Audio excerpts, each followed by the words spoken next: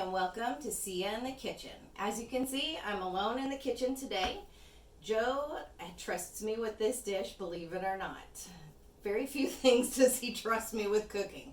Chickens and the dish that we're gonna cook today, which is our homemade Italian meatballs. For some reason, I have taken over this dish for the last 20 years and have been successfully been able to master that, which sounds odd, but when you're living with an Italian and have a family full of Italian cooks, it's not easy, but I have been able to do it. So let's get started. In the dish, I have 1 pound of hamburger meat, I have 1 pound of ground pork, and I have 1 pound of ground Italian mild. You can also substitute that with various things. If you would like maybe hot Italian meat, I don't prefer that. Personally, I like mild because I'm not a spicy person. You can put in lamb if you'd like. Again, I can't eat lamb. That's just a personal preference, but you could do that. You could add chicken, you could add turkey. You can switch it up a little bit if you'd like. It's totally up to you, but those are the ingredients that I prefer in our family. To that, I've already diced up about a cup or probably 1 small to medium onion. I've also diced up approximately, I'd say half a shallot. Again, that's optional, the shallot, but in our family we do like that cross between, what shallot is a cross between an onion and a garlic, and we like the flavor. I've also chopped up probably 2 cloves of garlic for this amount of meat, and I'm gonna put that in the bowl now. I have here, let's see how much. It's flat leaf parsley. It's probably, oh gosh, half a cup, 3/4 of a cup to half a cup.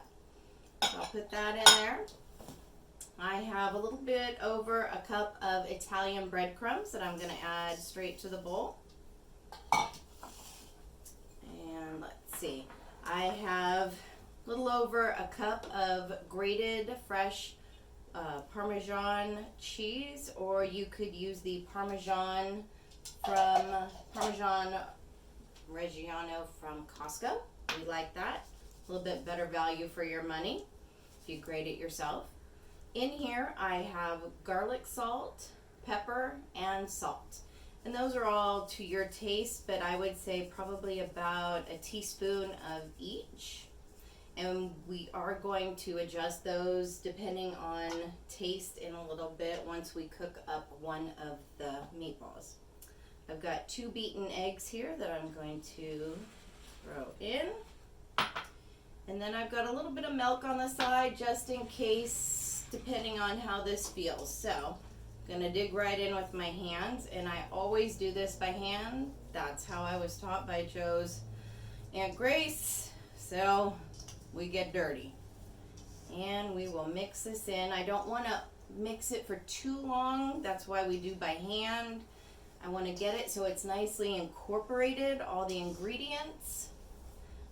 But it's kind of you kind of get used to it with the feel and the texture and making sure that everything's mixed together. One tip that I do have about the onion is if your kids are not huge onion eaters, you can, rather than finely dice it, if they can still smell it, taste it, think it's in there, you can always pop it into a blender and really dice it up or pulverize it and then pop it in there. You can actually do that on any dish, and then they will have no clue that it's in there. Probably should have done that more with my eldest child. He then would have no clue that he was ever eating onions and would have eaten more. I will get this mixed up. Let's see here. It's probably gonna take a good at least 5 minutes or so for me to mix this up. Let's see, and I'm just kind of loosely putting my hands kind of at like a little fork method.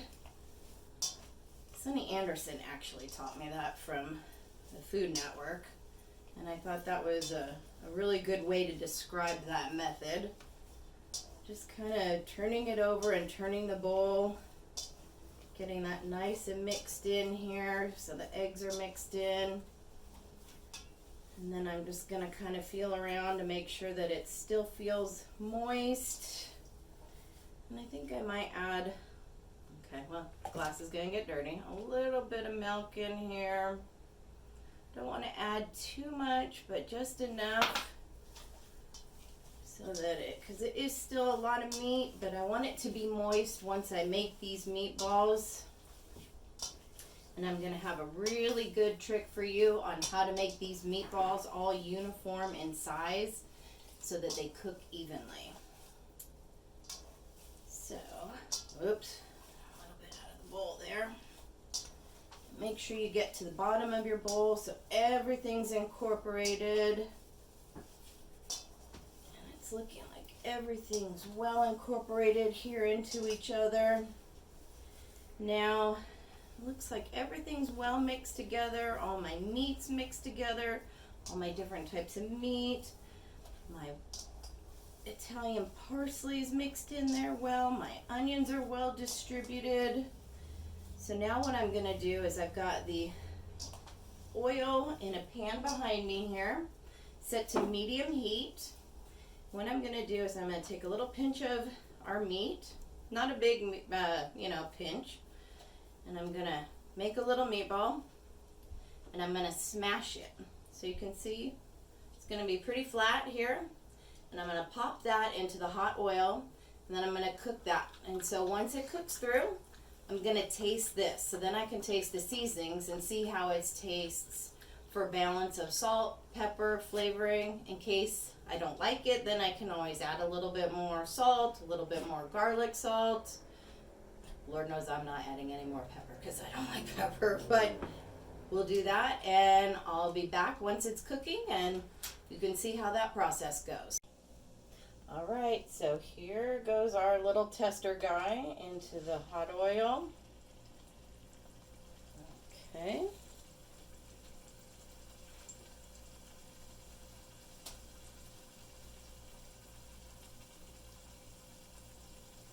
And this is going to cook really fast since it's flattened and not round.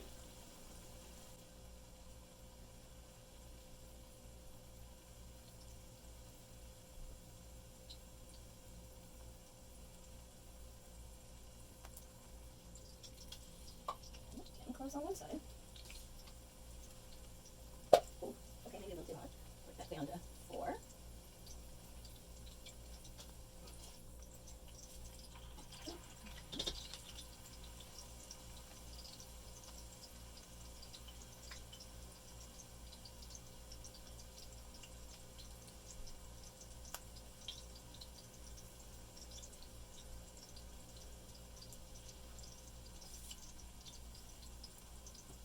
A minute or two here. Oh, another minute.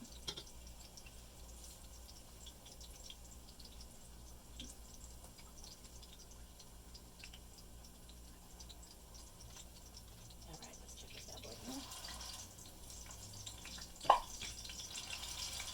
And we can kind of squish them down since this is not going to be actually one of our actual, oh, come on, flip over. One of our meatballs that we're cooking. We're just tasting this guy for flavor. We can kind of speed him up. Okay.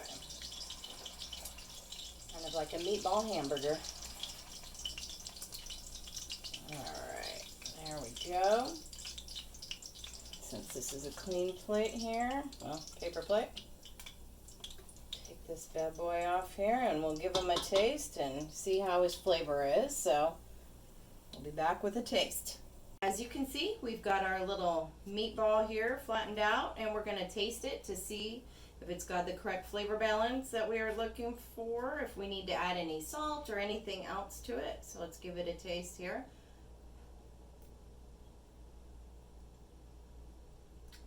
Hot, but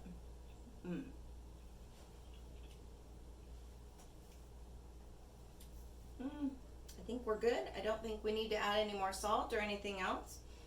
Also, tomorrow, we're going to finish these out. We're going to cook them today, because this is going to be tomorrow's dinner. We're going to cook them, we're going to finish them out tomorrow in pasta sauce, but I'm going to fry them tonight. So, they're also going to cook in some marinara. So they'll add more flavor and richness from that marinara sauce, which will be wonderful. It'll add another depth of flavor into them. But I am going to show you one of my favorite tricks. Ice cream scoop. Yes, it's odd, but boy, does it make the best, most accurate, same size of meatballs. So you just scoop it out, roll them, and every single time I have, provided you don't overstuff the ice cream scoop, you will get almost identical size meatballs. That way you can ensure that they are cooking at the same temperature, the same time, and you're not going to get some that are wonky and some hot, some cooked all the way through, some that are not cooked all the way through. I have no idea where I learned this from or if I came up with this on my own, but I love this tip. For me, this is a game changer. My son and I will sit here and make meatballs sometimes, and we fight to see who can go the fastest. Or one of us will scoop and the other one will start rolling them out, and we can kind of bust out about 50, 60 meatballs in a sitting sometimes if we're really crazy and we make a double batch. I believe the last time we made meatballs in this amount, it made, oh gosh, about 36 that are this size. So this isn't a very large ice cream scoop. It's not the itty bitty little one, but it's about a medium ice cream scoop. So it'll make probably about 36 meatballs. So not too bad. I've lined this cooking sheet with, some nonstick cooking paper here so that I don't have to wash that. I can just make these and throw it away. And then once these are all made, I will fry them up, and I've covered the pan in oil, probably about a good 1/4 of an inch there, and then I will cook them in that and fry them all up, and we'll be done with that. I will let them cool. As I said, these are for tomorrow night, so I will put them in the refrigerator to store, and then I'll come back with you tomorrow and show you how we finish them up, because we will cook them in the sauce to warm these up and warm the sauce up that we made about a week ago, and I'll show you the finished product. But I will show you myself cooking these tonight so you see what they look like. All right, as you can see, we've got our meatballs in the oil and they're starting to cook. They'll probably take approximately 3 to 5 minutes, well, 3 to 4 minutes. It just kind of depends. I like to cook them until they are brown on all sides. The reason for this is that we are going to put them inside our pasta sauce tomorrow. You can alternatively cook these inside the oven if you do not wish to cook these on the stovetop. That is a method of cooking I have done before.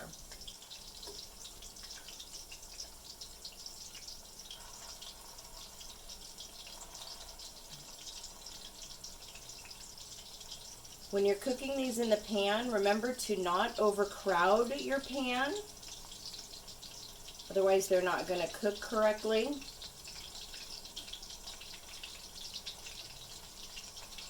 But once they're done cooking on all sides, you'll just put these off onto a tray, let them cool, and if you're going to eat them immediately, awesome. Bon appetit. If not, you can, if you're going to put them in sauce, put them in your pasta sauce, and they'll be wonderful and soak up all that wonderful flavor, like we're going to do tomorrow. And if you're going to store them, let them cool, put them in an airtight container, and then use them for the next day or two. And you can also put them in a Ziploc bag and freeze them for the next few days.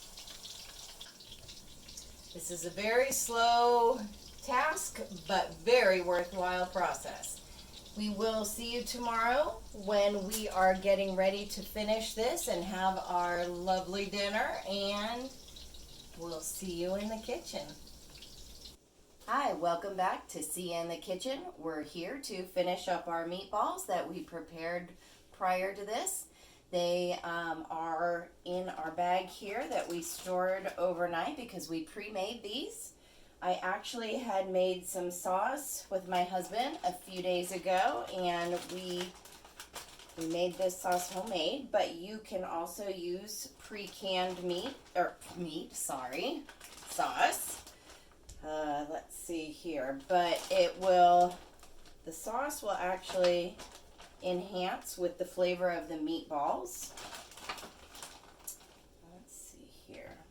So you can do this one of two ways. You can either immerse your meatballs in the sauce and warm them up if you have stored them overnight, or if you've put them in the freezer and defrosted them, and then you are warming them up this way. If you have just freshly cooked them, you can have them on the side and just put them on a plate, serve them that way. We do this way a lot of the times because we're going to pull them off to the side and either serve them with our pasta. Okay, so we're going to let these heat up for approximately 10 minutes or so, and we'll see you back once this is heated up. Okay, we're back now, and we are going to serve some up for you to see here how these look. Okay. Go. And here are our Sia meatballs. And you can also serve Parmesan, shaved Parmesan, or Parmesan Reggiano on top. And we hope you enjoy as much as we do. These are the Sia homemade meatballs. I will have the recipe down below so you can check out the ingredients and make them for yourself. Enjoy. Please like and subscribe. See you in the kitchen next time. Bye-bye.